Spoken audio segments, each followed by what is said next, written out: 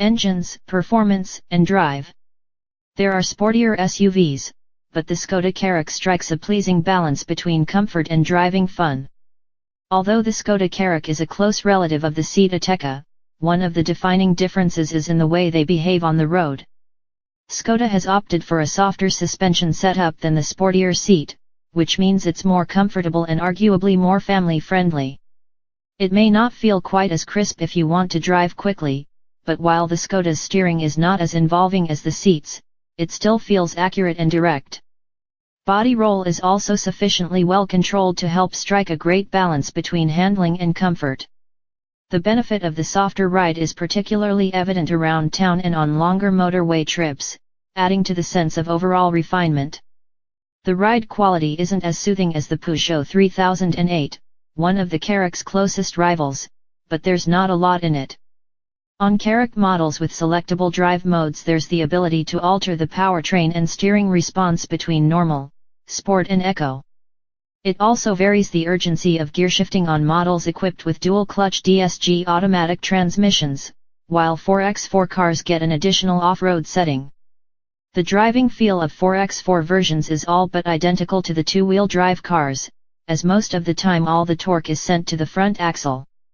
Engines.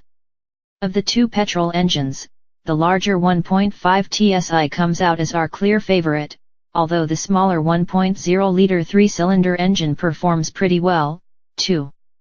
The entry-level TSI unit makes a respectable 113 bhp, and while it will accelerate the Karoq from 0 to 62 miles per hour in 10.3 seconds, it feels a little strained at higher speeds or when fully laden.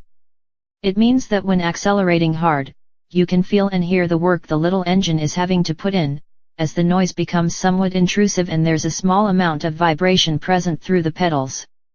The larger 1.5 TSI has a broader power band, and with 148 bhp it's a stronger performer and more refined. 0 to 62 miles per hour arrives in 8.1 seconds, and you don't have to work the engine quite so hard.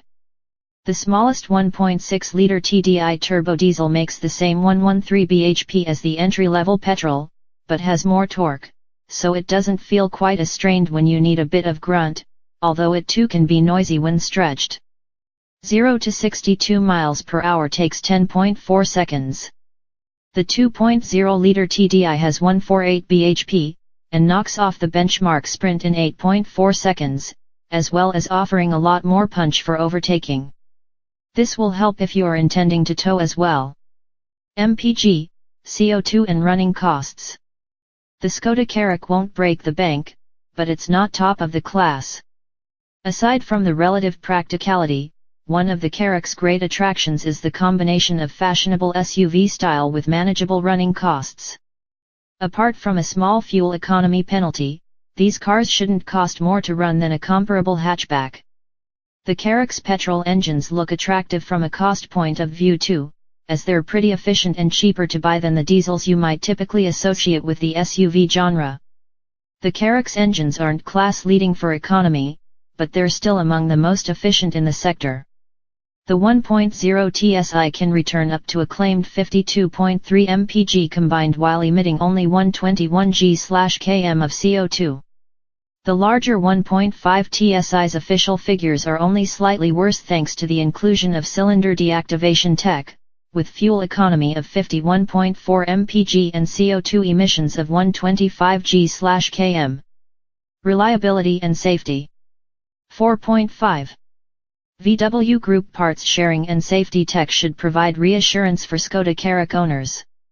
As it's based on the VW Group MQB platform, the Skoda Karoq shares its underpinnings with a huge number of cars from the Audi, Seat, Skoda, and VW stables. The list includes names from the Audi A3 to the VW Tiguan, with almost 24 different models either in production or in the pipeline. All of which means that the Karoq's engineering and technology is already very well proven, and that bodes very well for the model's likely reliability. What also bodes well is the marque's extremely good performance in our own driver power owner satisfaction survey.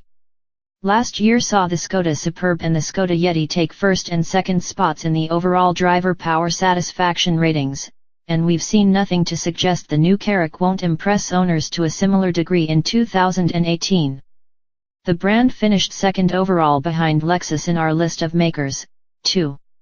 Euro NCAP has already performed independent crash tests on the Karoq, awarding a full 5-star rating and a great score for adult occupant safety at 93%. Child occupant safety came Indiana at an impressive 79%, but the Karoq isn't top of its class.